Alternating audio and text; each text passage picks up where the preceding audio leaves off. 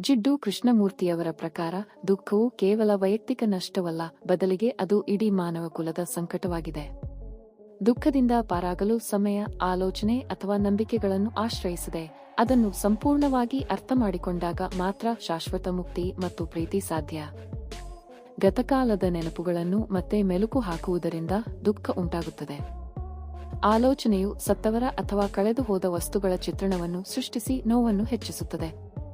ವಸ್ತುಗಳು, ವ್ಯಕ್ತಿಗಳು ಅಥವಾ ಆದರ್ಶಗಳ ಮೇಲಿನ ಅತಿಯಾದ ಒಡೆತನದ ಭಾವನೆಯೇ ಭಯ ಮತ್ತು ದುಃಖಕ್ಕೆ ಎಡೆಮಾಡಿಕೊಡುತ್ತದೆ.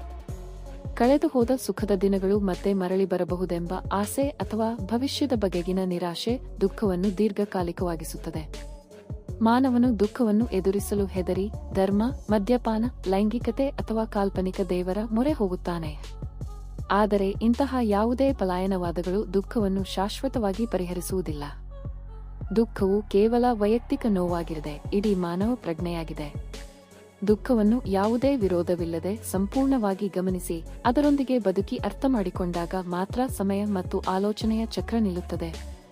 ಈ ತಿಳುವಳಿಕೆಯಿಂದಲೇ ನಿಜವಾದ ಪ್ರೀತಿ ಮತ್ತು ಸೃಜನಶೀಲತೆ ಉದಯಿಸುತ್ತದೆ.